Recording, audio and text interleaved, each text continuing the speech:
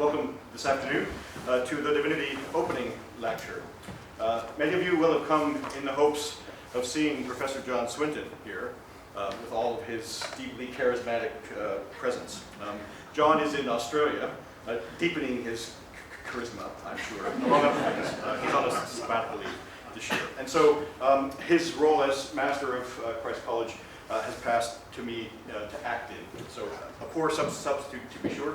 But I'm Phil Ziegler, and I teach theology in the Department of Divinity here. And for this year, I'm acting as Master of the College. So welcome. We have a little bit of business to transact at the beginning of our event before the lecture itself.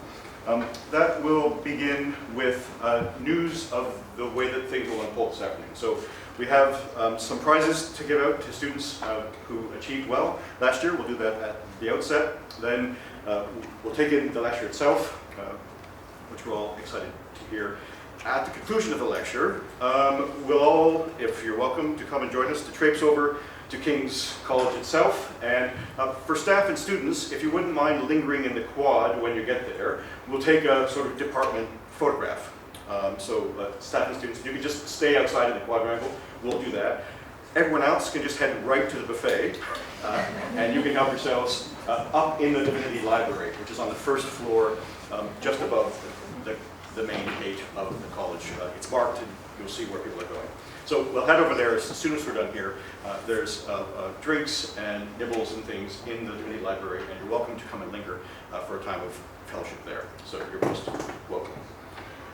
The other points of business are just these.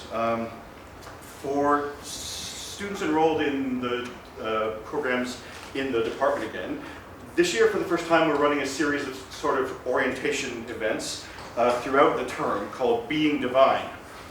The old-fashioned way of referring to students who are enrolled in the Divinity faculties to call them divines. You may not have known that. It's, you can't escape it. You are divine. This course of talks is a chance for you to sit in an informal way with members of staff who teach in all the different sub-disciplines and fields inside Divinity over the course of the term, and just to talk about what's involved in pursuing your work as a student in all of those areas. So it starts on the 10th of September next week. All the talks are on Tuesday at 11 o'clock in the chaplaincy. There are flyers to take away. I think there are some on the seats as well, and there are more here by the door. And week on week throughout the term. So please do pick that up if you're a student, especially if you're a new student and you'd like to get your head around what you signed up for. You'd be more than welcome to come along. Other bits and pieces. No, we won't do that. Instead, let me just say a few things quickly about the college, and we'll hear much more from Clare in a moment. Just to say, you might wonder what, after all, is Christ College. So Christ College is the name that was adopted by the Free Church College, the training seminary in Aberdeen that arose from the time of the disruption in the 1840s, established and up and running by 1863 in the city to train the theologians and pastors for the Free Church. That institution eventually had buildings in town. You may well know them. They're just on the Holborn Junction at the top end of Union Street. If you're heading sort of west, on the left-hand side is now a restaurant and bar called The College, very apt. That was The College. And across the street is a Free Presbyterian church in a little one-story building that has Gothic touches to it. That was the college's library as well. So those two buildings were the home of Christ College for a good many years. If the disruption was great, the reunion of 1929 was not quite so great.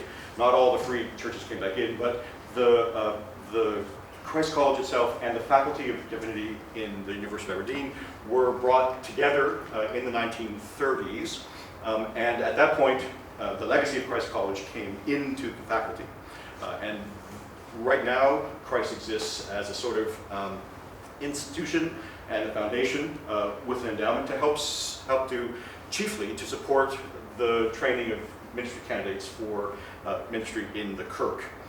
It does a number of other things. Let me just reel these off for your information. Christ College also funds and supports the Divinity Library. So we'll be there for the reception. Many of you will have spent many a happy hour sweating over your books in the library already. That space is operated by the college. The librarian, Alex Mason, who's here with us, is funded from the college. And the collection is maintained and run by us as well. We also were involved in the initiation of this Aberdeen University's Center for Ministry Studies, and we continue to be involved in its support. Christ College has, for a long time, funded staff positions in the department. At the present moment, we're funding Dr. Katie Cross's post, so she's the Christ College Fellow in Practical Theology, something about which we're very pleased indeed. The college also hosts lectures from time to time, called, unsurprisingly, the Christ College Lecture. Some of you may have attended. We've had the benefit of hearing John Swinton and Grant McCaskill and Tom Greggs in recent years. If you were unfortunate enough not to be able to take those in their first offerings, they now live in eternity on our YouTube channel. I don't think the Master of Christ College has said the word YouTube channel very often. The other thing that the college does is it supports a number of academic prizes for attainment, especially amongst our undergraduate students. The absolute last piece of business before we go to prizes. So historically, the Divinity in Aberdeen, as in most places, was a faculty of the university, sat alongside the medical faculty, the law faculty, arts, and so on. At that time, inter-faculty rivalry was thought to be desirable. And one of the ways you cultivate that is with clothing. So it was traditional for each of the faculties to have scarves, which were worn on sort of intramural days, so that you could tell who was who and what was what. Just for fun, last year, we dug out an historic Divinity faculty scarf, and lo and behold, in the age of the internet, you can recreate them. And so we've done that. We have a handful of the first edition of these scarves. They look like this. What I will do in the reception in the library this afternoon, there'll be a sheet where you can indicate your expression of interest. You're not signing up to buy one yet, just to tell us if you might be possibly interested sometime in buying one. At some point later in the term, we'll probably arrange an order, and for students, staff, for anybody who would love to drape themselves in this fine piece of cloth, more than welcome to avail yourself of that. So do take a look and see if you can find that sheet if you're keen. All right, and with that, shall we do prizes? So there are the prizes that we have to give out today are based on last year's academic achievement, and they were awarded by the faculty at the exam board back at the end of the previous academic session. They come from two sources. There are a collection of prizes, as I said, that are awarded by Christ College, and there are others that are awarded by the department or by funds that come from elsewhere. So Tom Greggs will be handing out the prizes that come from the department in his role as head, and I, in my role as acting master, will hand out the Christ College ones. Do you want to go first? I'll go first. I have a certain amount of momentum. Those of you whose names are called, if you wouldn't mind coming forward to pick them up, that would be delightful. And if we'll hold our applause until the end, and we can give them one big round of applause. The John Hope Prize for Systematic Theology was awarded to Angelica Bocetti. Or maybe we shouldn't hold our applause.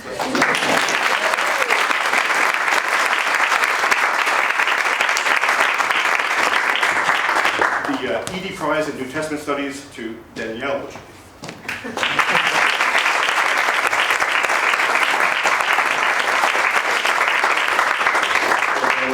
Before he retreats, Daniel also won the Salmon Prize in Systematic Theology.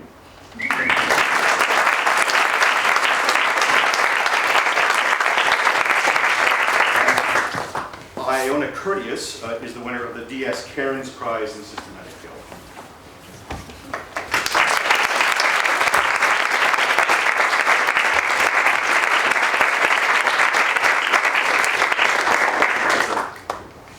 The John Hope Prize in Church History was awarded to Jennifer DeBoer.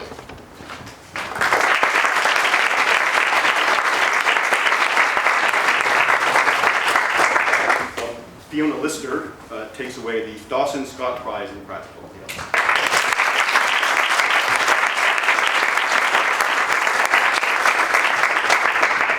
The Foot Prize in Hebrew, awarded to Andrew Murphy.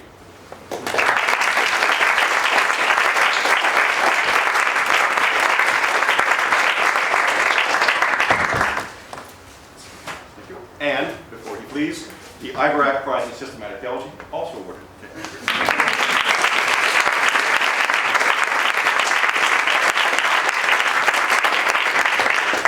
The Lumsden and Sachs Prize in Biblical Studies this year went to Bethany Nickel.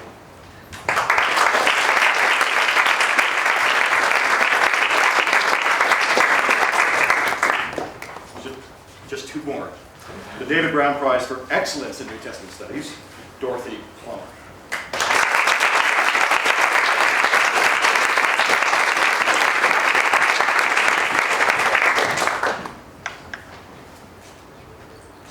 And finally, the John Hope Prize in Practical Theology this year to Anne Redpath.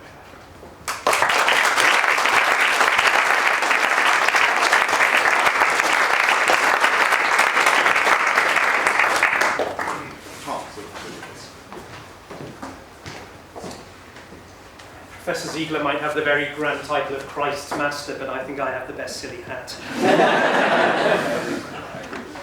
One of the John Bissett Chapman Memorial Prizes is awarded to Amy Bender.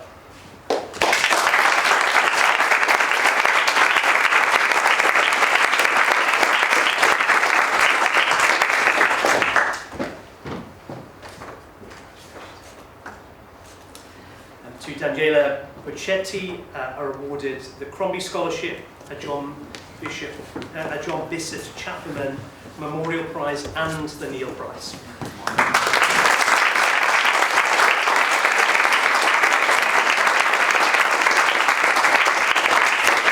To Angelica Bocetti is awarded a John Bissett Chapman Memorial Prize.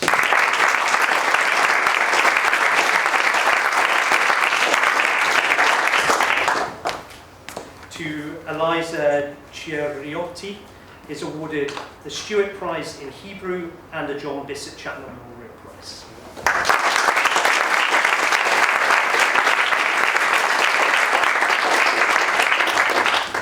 To Jennifer DeBoy is awarded the Ewan Prize in Religious Studies and the Lyon Prize.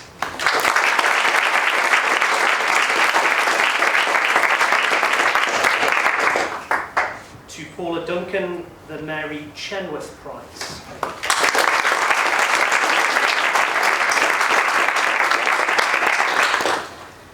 To Nicola Montgomery, the De Grubs Prize in Greek and the Lula Solomou Dalgaro Prize in New Testament Greek.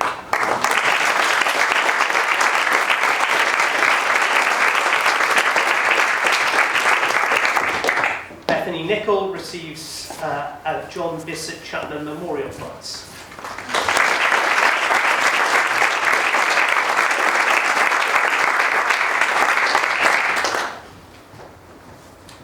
Dorothy Plummer also receives a John Bissett Chapman Memorial Prize, the Robbie Medal. I'm afraid we don't have a medal to give you, which is a bit disappointing, and the Stewart Prize in Hebrew.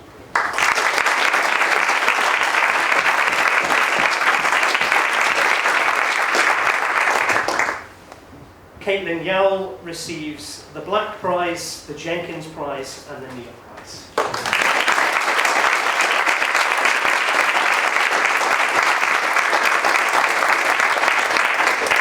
Very warm congratulations to all of our prize winners.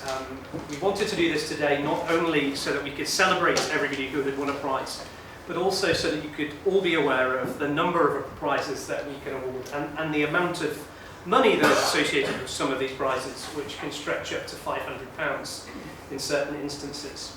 For those of you who are engaged in doing further study in ancient languages, through an arrangement that we've been able to come to with the Development Trust, everybody who is engaged in doing that and sees the course through for the year at an advanced level will receive a share of the John Bissett Memorial Prize, and that will be added onto your transcripts as well, so that we can acknowledge the extramural work that you're doing in ancient languages and give you credit for that. It's my pleasure as well to announce that this year we have a resurrected prize, thanks to the work of Professor Nimmo, who has managed to see a fund which had lain dormant for a number of years, and which runs to the princely sum of £500 per annum, restored to the department for an essay prize. We will be announcing the essay prize later in this semester with a title, and we do hope and encourage you all to think about submitting for that. There will be a panel of judges who will be appointed to that end, but please keep your eye out for it. We'll try to ensure that it doesn't clash with when you have exams and other pressures upon you. But do look out for that as an announcement, and do be aware that we do want to celebrate all of your achievements by awarding prizes to you, and it's often the period of our examiners board that takes the greatest amount of time, usually with Professor Shapper and I arguing about some detail of the wording of one of the prizes or another, but it's because we want to celebrate you and to take very seriously your achievements. So I think a round of applause once again for all of them.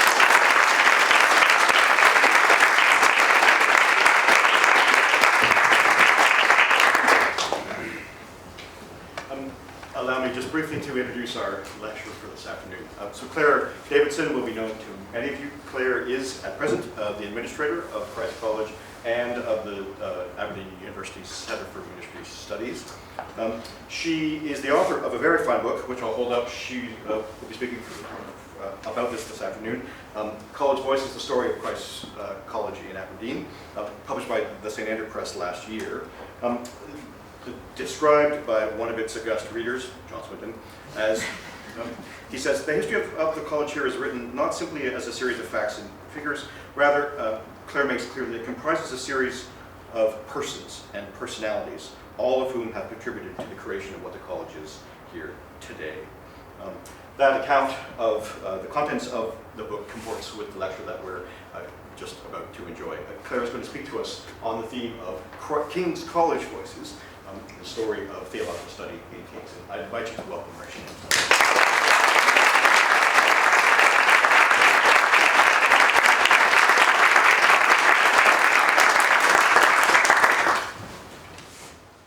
Thank you. Thank you. And also my talk will be a bit shorter because Phil's given you most of the history already anyway. So sorry if you get a few things twice, but they'll be worth hearing, I hope. The tradition of having an opening lecture at the start of session goes way back in the history of the university. I suspect that we're probably the only school that upholds that tradition today. But today, as hundreds of years ago, the intention remains the same: to bring staff, students, new, current, former, and friends together in fellowship. You may have noticed on the publicity that it's advertised as the Christ College in conjunction with the School of Divinity, History and Philosophy, Divinity Opening Lecture. If that confuses you, I hope that by the time we finish this and go for refreshments, that will all be clear. One of my first tasks when I took up my job at Christ College here at the university in 2012 was actually to organise this event. So I'm deeply honoured to have been asked to deliver the lecture this year. Thank you. Normally I sit in the corner over there near the door so I can leave as soon as questions and answers start to get the refreshments ready. But I've been told I have to stay for the questions and answers today. And the reason I am here and not there is because a few years ago I decided to do some research on the history of Christ College. It was a project that grew arms and legs and culminated in the book that Phil has shown you. So today's lecture really is going to be more of a historical rather than a theological one, as I'm going to be looking back to try and give you the background of how our teaching arrived where we are today and give you a sense of the fantastic heritage that we have here in the Divinity Department. The university, as I'm sure you all know, was founded in 1495 by William Elphinston, Bishop of Aberdeen. King's College was built and opened a few years later to train doctors, clergy and lawyers, which it has been doing ever since. In 1593, a second post-Reformation university was founded in the heart of the new town of Aberdeen by George Keith, 4th Earl Marshal. This was founded as a reaction to the remaining conservatism of kings, despite the religious purges following the Reformation in 1560. So for a while, Aberdeen had 2 universities, which was the same number as the whole of England at the time. There was great rivalry between King's and Marischal College, particularly between the students, which often led apparently to brawls in the city taverns. And we will talk more about city taverns because of the college bar. However, the 2 merged into one in 1860, and King's College focused mainly on the teachings of arts and divinity, while medicine and science were based at Marischal, and this continued for many years. However, there is another date within this period that's particularly relevant to the teaching of divinity in Aberdeen and to all of us here today, and that is 1843, the disruption.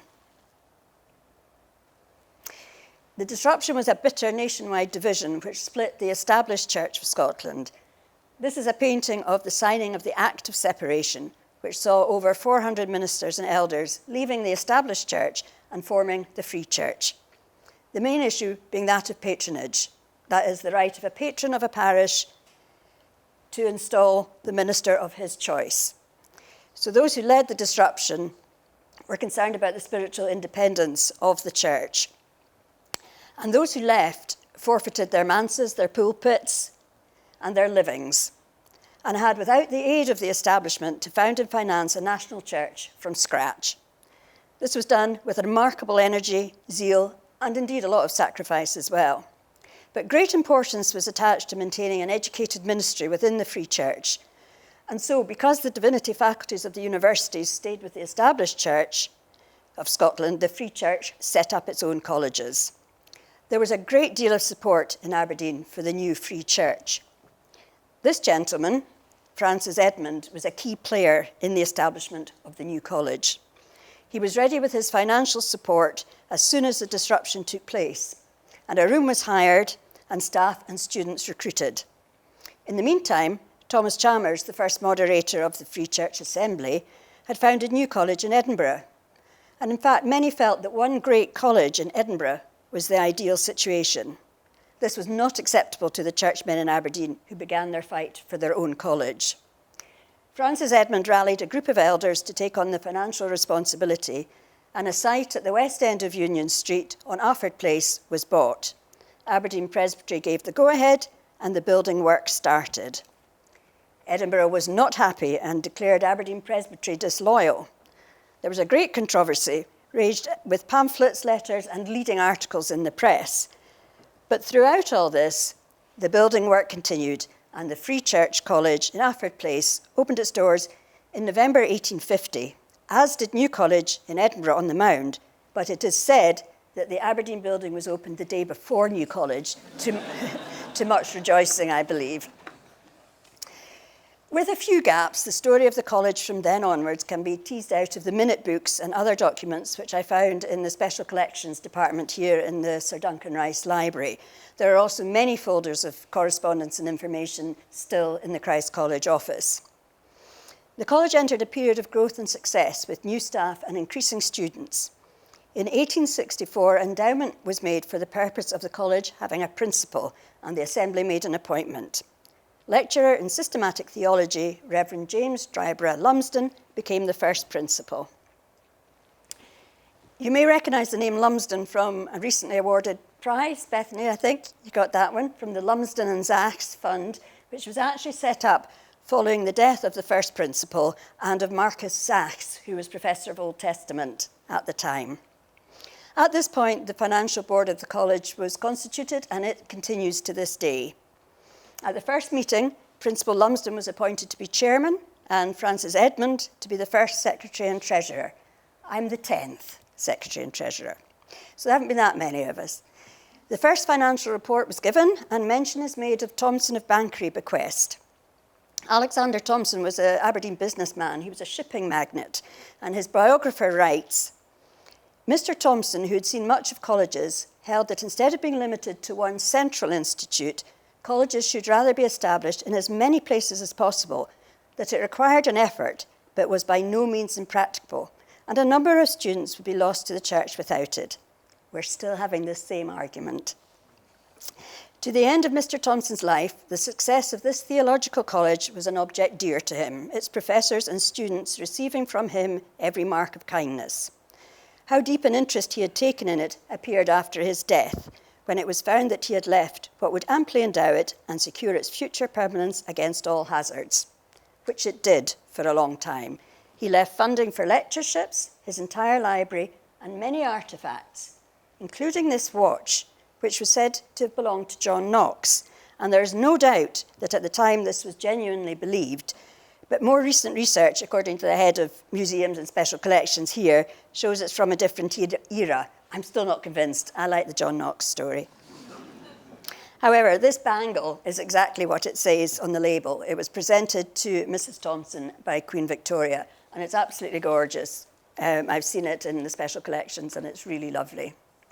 One of the students of those times was a chap called John Ray that I came across, who wrote very purple prose, gushing, effusive language. And he wrote a memoir in tribute to the first principal. And it was this kind of find that made my research grow and grow. But I think it's worth quoting from. He said, "How approachable Dr. Lumsden was to students, pressed with questions or anxieties and subtle intellectual doubts, struggling with difficulties, how willing he was to hear their story, with what patience he could enter into it, with what gentleness he could speak of it and feel it and weigh it and consider it, with what light he was able to surround the matter of difficulty and to exhibit the various points of it and to find for his young friends a way out of it." That's one sentence. They wrote in very long sentences.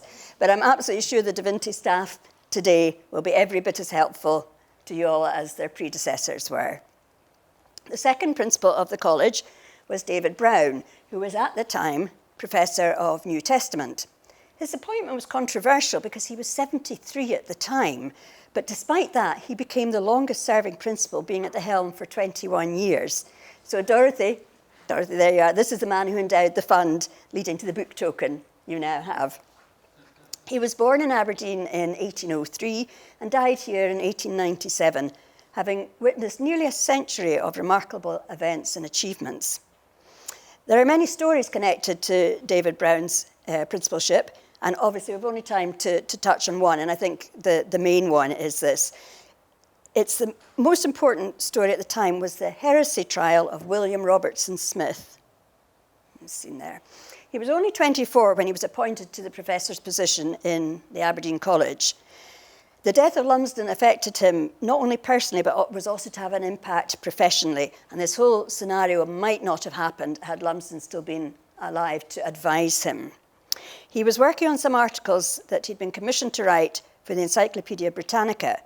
And it was these articles that formed the basis of what was called the most outstanding case in the whole history of the Free Church of Scotland, which shook it to its foundations. And it led to Smith being accused of heresy. It took 6 years after the publication of the articles for the heresy trial to reach its conclusion, and Smith found himself removed from his chair. Throughout the debate, he insisted that he accepted the Bible was the one sufficient and authoritative record of divine revelation, and that his critical views were the fruits of studies carried out under the guidance of his teachers at New College, Edinburgh.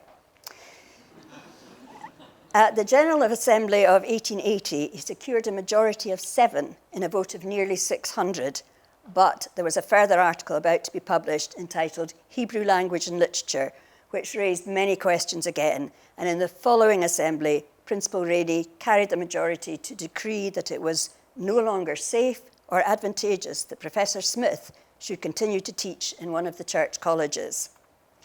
Reverend R.G. Phillip, writing in 1929, suggests that the case did lead to greater freedom and describes Smith as a true pioneer in liberty of inquiry and the search for truth, and one of the most brilliant scholars of his age, and the loss of such a teacher to the church is greatly to be regretted. He finishes, "We need not follow his subsequent career. He died at an early age in 1894, and so one of the greatest scholars is dealt with." Had the writer followed his subsequent career, he would have discovered that Smith moved to London and became editor-in-chief of the very work that caused his downfall, the Encyclopaedia Britannica. Thereafter, he was Professor of Arabic at Cambridge University, supposedly on twice the salary he'd been earning in Aberdeen. Having experienced bouts of ill health throughout his life, he succumbed to tuberculosis. But since then, as many of you will know, the university here has had 2 major international congresses celebrating him, and there's still a commemoration plaque on the college building. The third principal is Professor Stuart Salmond. Now, if this face is familiar to you, it may be because we now have a large portrait of him hanging on the stairwell leading to the Divinity Library. It had been stored in the special collections under the title Unnamed Academic. But thankfully, due to the research, we now know who he is. And Daniel, I think you have the prize in his name. He was at the helm for the college for a relatively short time, but he served as principal of both the Free Church College and what was subsequently called the United Free Church College, following the reunion with the United Presbyterian Church in 1990. I always have to read that bit because I always get confused with Frees and Presbyterian churches. He waited a long time to become principal, and his reign was short, but it was beset by scandals. There was the sacking of a janitor. There were irregularities with the student librarian. But without a doubt, the case of John Maclean was the greatest headache for the college staff. I'm going to read you a letter that the principal received in 1904. Dear Dr. Salmon, I have been requested by my Kirk session to communicate to you, as principal of the Aberdeen College, the following facts concerning a student by the name of Mr. Maclean. He was sent to preach here in response to a request for pulpit supply. I sent him full instructions as to how he was to get to Forres in time to catch the post gig to Dallas on Saturday. Instead of following these instructions and arriving here at 2 o'clock on Saturday afternoon, he arrived at the manse at 12:30 on Sabbath morning in a dishevelled and incoherent state and smelling strongly of drink. On being questioned, he had no explanation to give of how he arrived at such an extraordinary hour. It has since transpired that the man was seen in an intoxicated condition on Saturday evening by various people at different parts of the road. I understand he was also guilty of a very grave offence against ecclesiastical order in the parish of Rafford, where he went into the house of James Mackintosh and went through the form of baptism for the illegitimate child of his daughter Mary. The conduct of this man, which of course has been known and talked about in every house in this parish and all surrounding parishes, has created a great public scandal. This being so, my Kirk session have requested me to request that whatever measure of discipline the Senatus of the Aberdeen College may see fit to take in the case may be communicated to me in order that the public scandal may be removed by a public intimation from the pulpit. We don't actually know what happened to Mr. Maclean. There's an almost indecipherable minute the following year saying the Senate agreed to refund to Professor Stalker the sum of 10 guineas which he had expended last summer on the necessities of Mr. John Maclean. Maybe he was paid to go quietly, poor John Maclean. So beware, church candidates, and don't get waylaid on your way to pulpit supply. Following the death of Professor Salmon in 1905, the General Assembly appointed James Iverach. He was the 4th college principal. This portrait is currently being restored and will soon be seen in the Divinity Library stairwell, and it's a very handsome one. The Iverach Prize was won by Andrew. Well done. Prior to coming to the college, Iverach was minister of the new Ferry Hill Church in Aberdeen, where he quickly made a name for himself. He was very active in presbytery business and established a very busy and solid church, which was to feature in college history again over 100 years later. In Iverach's time, there were closing lectures as well as opening ones. And in 1914, he entitled his lecture Truth and Freedom, and it was delivered with an awareness of the dark days ahead. D.S. Cairns writes, "Into that period of prosperity, there suddenly broke the storm of war. Students had the momentous decision to make between the profession to which they had dedicated their lives and what seemed an imperative call to give their youth, and it might be their lives, to the cause of justice and freedom. The minutes start to tell of the young men leaving the college to go to war. It isn't until October 1915 that the inevitable is minuted."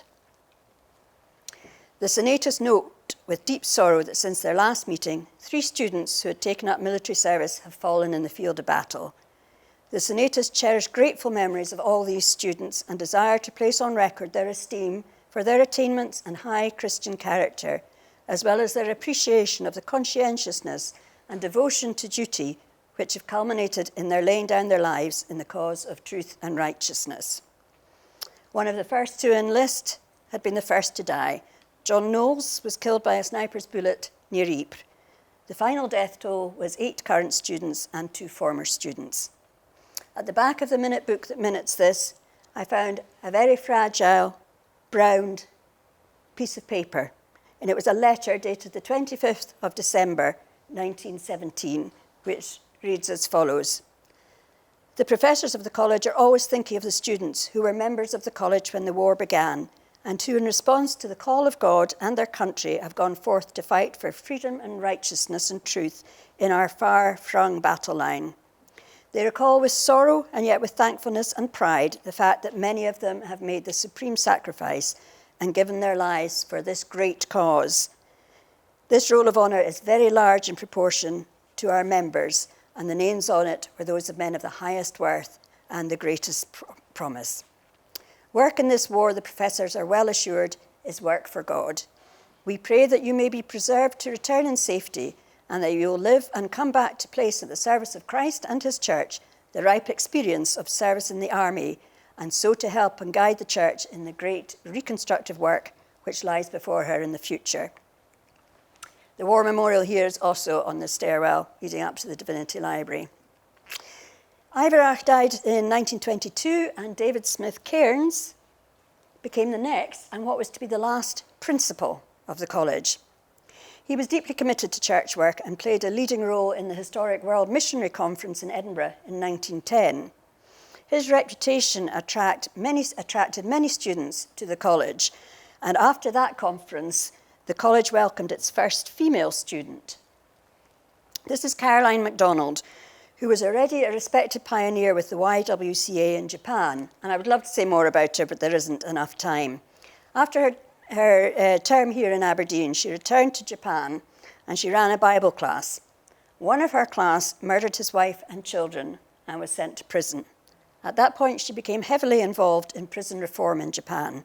She was really, truly remarkable lady, and in Japan, she was known as the White Angel of Tokyo. David Cairns and his daughter visited her in Japan a couple of times. The year after Caroline attended the college, David Cairns was also responsible for attracting Josef Hromadka, seen here. That was in 1911, and it led to another lifelong friendship. Hromadka later went on to being a much-loved professor of theology at Princeton, having been forced to leave his native Czechoslovakia because of his opposition to German Nazism. On his return home in 1947, he became quite a controversial figure for urging reconciliation between Christians and communists. He became a founding member of the World Council of Churches at the conference in Amsterdam in 1948. He was also founder of the chairman of the Christian Peace Conference, an organisation which served as a vehicle for Christian Marxist dialogue and communication between Christians in the East and the West. He received the Lenin Peace Prize. He actually returned to Aberdeen on a number of times to visit his friend David Cairns and to preach in King's Chapel. His last visit to Aberdeen to Christ College was in 1968, when he was given a Christ College tie, which Philip is modelling for us today, and he probably was given a scarf as well, but there's no note of that. And he apparently later wore this tie during a television interview in the wonderful old Grampian television. So back to David Cairns, whose war work led to the publication of a report called The Army and Religion, and this was really one of his most important works. He speaks of the church's failure to engage with the young men at the front, and the feeling from them that the churches in general could have done more to prevent the war. Cairns was hopeful that much could be learned to enable the church to be more effective in modern post-war times. Now, it is actually around this time that the history of the college starts to tie in, as Phil told us, with Aberdeen University. In 1921, the British Parliament passed the Church of Scotland Act, which recognised the full independence of the church in spiritual matters. This, therefore, removed the reason for the disruption, and talks commenced to reunite the church, which was accomplished in 1929. So now the training of ministers was taking place across 2 colleges for the same church. The university here was keen to absorb the theological teaching, and in 1934 suggested erecting a new building in Old Aberdeen where all theological teaching would take place. But this suggestion was not popular with the college. Principal Cairns said their objection was constitutional and practical. The fundamental objection was that there would be complete absorption of the college into King's College and the university, and it would no longer be a separate college with a principal at its head, as was the case in Edinburgh, Glasgow and St Andrews. The practical objection was a strong feeling that the teaching of divinity and training of students could be carried out more effectively in the college at Alfred Place than in a building in Old Aberdeen. There was a huge amount of heated discussion and pages of minutes and documents, and a compromise was finally reached in 1936 that the academic teaching required for the BD would be given at King's, and all teaching specifically for church purposes would be based at the college site in Alfred Place. So again, the history of the 1850s college changed direction, and although the governing bodies hadn't achieved their initial proposals, they had actually, against all odds, managed to retain a college in Alfred Place. Because of this change, the college had to decide on a new name. And it was agreed, the names put up were Emmanuel College, St Devenick's College, but it became Christ's College.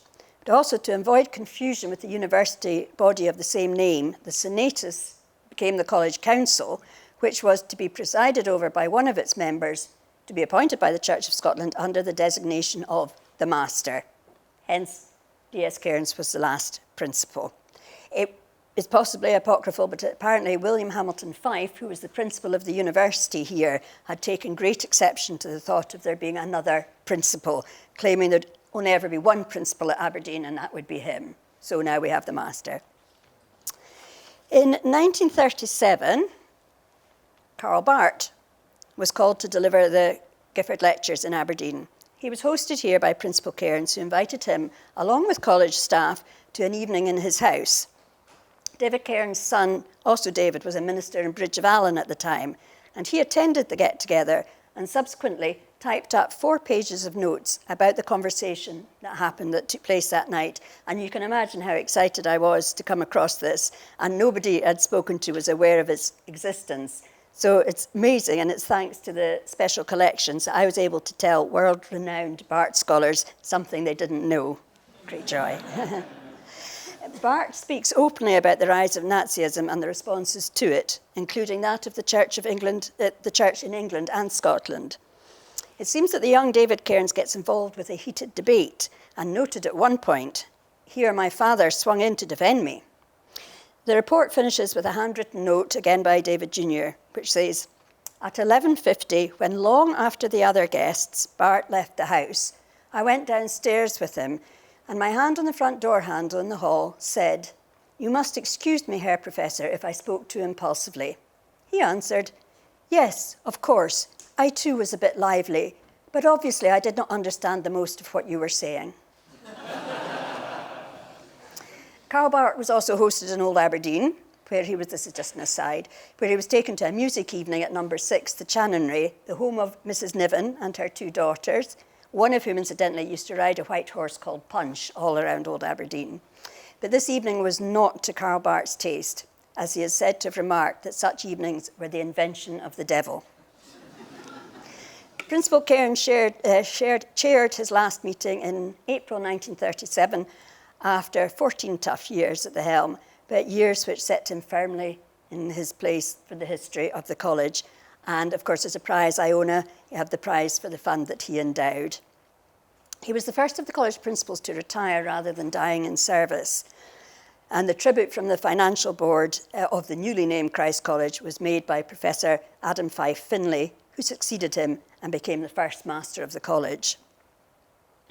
The first mention of the Second World War was in September 1939, when the council authorised the master of the college to write to Divinity students with regard to the opening of the session, pointing out the importance of due provision for the spiritual needs of the nation at this time and after the war, and therefore of having now an adequate supply of men training for the ministry. Intimation was made that George Jack, Charles Eadie and Thomas Nichol had left to obtain army commissions. the secretary was instructed to write to them expressing the interest and goodwill of the council. October 1940, it was noticed that Charles Eadie was now a prisoner of war. Thankfully, he was released and he was ordained into the ministry of the Church of Scotland in January 1946. Professor Fife Finlay was given an honorary degree on retirement, and the laureation said, "It is many years since Professor Finlay entered the university from Aberdeen Grammar School, of which he was a gold medalist. In the field of sport, he soon took an outstanding place. Representing the university in army athletics, at Aldershot he won the 100 yards. He played in the first rugby match at the opening of the King's playing field, and he was secretary of the rugby club and the cricket club. In taking farewell of our colleague, we recall with pleasure his kindly face and the quiet wisdom he brought to our council, and we like to think that his retirement, that same sanity and vigour which we have known here, will continue to be available to the university and to the community which he has served with so much acceptance and distinction." That final paragraph there is borne witness to by this gentle and soulful pencil drawing of an elderly Adam Fife Finlay, which is drawn by the now famous Scottish painter Alberto Morocco. There's no information as to why Morocco came to draw Fife Finlay, but this portrait was loaned to Christ College by his grandson, Andrew Stephen, who wrote, "We wondered if the college might like to have this on loan for appropriate display. Among the family items I discovered were photographs of my grandfather in the university cricket and rugby teams of 1885. In his closing years, he would wear in our house in Old Aberdeen, the forestry manse in the Channery, his university rugby cap of 1889. Those were the days before central heating." Although he was presiding as master designate, this gentleman, George David Henderson, started making changes at his first council meeting. There's a clear impression that he'd been waiting eagerly in the wings for some time.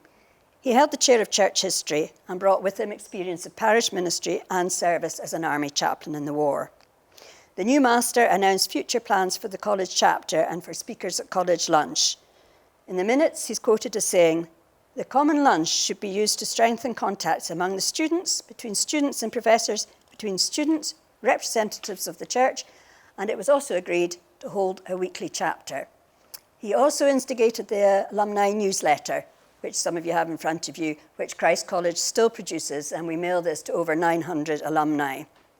The section of the minutes there ends with a wonderful statement when it was agreed to invite staff wives to the next council meeting in order to get their advice about the proper cleaning of the college.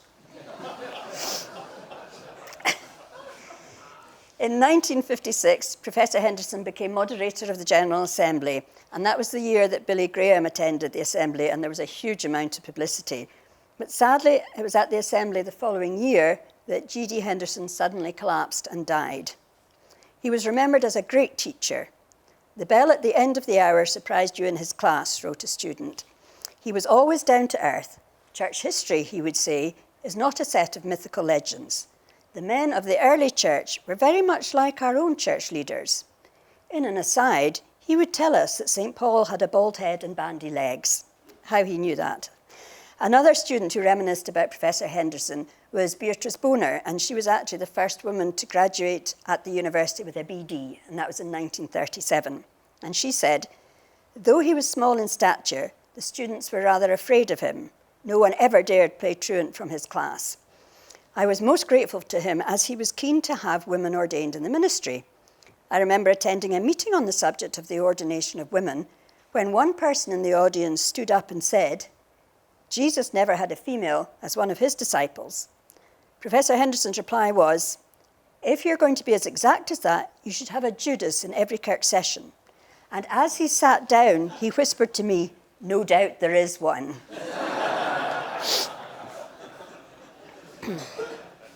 He was succeeded by Archibald McBride Hunter, who was a prolific writer, and many of his books became standard references for teachers, students, and ministers. The Work and Words of Jesus was first published in 1950, and he wrote in the preface, "This book was written to serve a practical purpose. Our New Testament scholars are not writing lives of Christ, and when I looked around for a short one, embodying the result of recent scholarship, to put into the hands of my students, I found none suited to my purpose. This is a very modest attempt to supply the want. He retired in 1972, and the next master was Professor James McEwen. One of the first things he did was to report that the college had far more books than it could accommodate, and their condition was deteriorating. The only thing to do was to get rid of the non-theological books. Sotheby's was approached and said that certain items might be of considerable value. So it was decided that due to the high cost of insurance and the lack of secure location, these manuscripts and books should be sold. The sale raised over £34,000. It might interest you to know that we're in this position again when we are holding more books than we can accommodate. So next week, we're having a massive sale in the Divinity Library, to which you are all welcome. It starts at 10 a.m. on Monday, and there are flyers about it here. We're not selling any rare books, so we don't expect to raise £34,000, but you can be assured of a bargain and play your part in helping us to create space to keep our library up to date. Our current staff are prolific writers as well, and you'll see a selection of their books in the library, but we do need more shelf space. The £34,000 raised was used in the 1970s for further upgrading of the facilities in the college building, including the long-awaited central heating system. However, it transpired that the Church of Scotland headquarters was not happy that the master had taken it on himself to arrange the sale of these rare books. This rumbled on, and reading the master's letter to alumni the following year shows the depths of feeling engendered. He says, "Our buildings, which were becoming too out of date and dilapidated for effective teaching to continue in them, have been transformed into an efficient, well-equipped teaching college.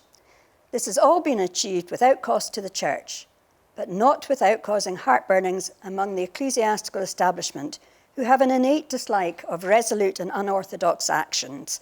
But we shall say nothing more, lest we pour petrol on smouldering embers." Heartfelt words. We are delighted to have his son, Gavin McEwen, as one of the college trustees, and who has very generously donated a major sum to help with the restoration and hanging of the portraits.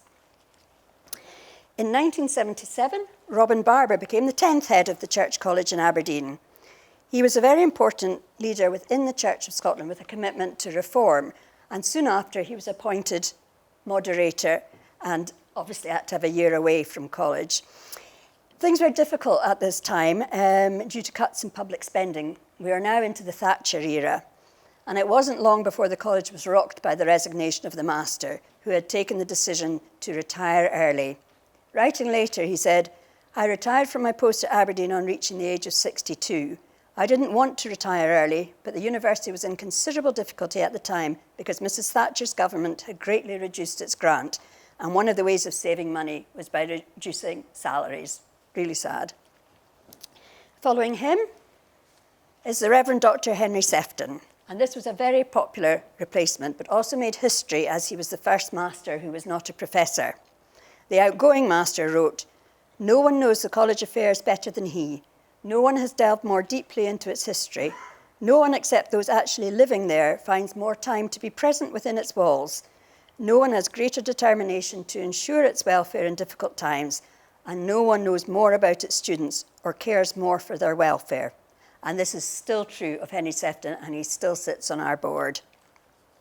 So as we know, money was an issue everywhere then, and the suggestion had been made that serious consideration should be made by the College Council and the Financial Board to sell the property on the north side of Afford Place, comprising the chapel, the library, and the sacrist's flat. An agreement was reached with the Free Presbyterian Church to purchase the building for £100,000. The highest offer was actually for a licensed premises, so church over pub cost the college over £74,000.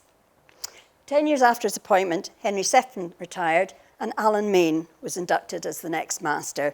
You can see him here with David Cairns Jr., with Robin Barber. There's Alan Main, that's Stuart Todd, and that's Reverend Peter Davidson, a worthy bunch. 2 years later, it was agreed with regret that the General Assembly would allow the college to sell the main building.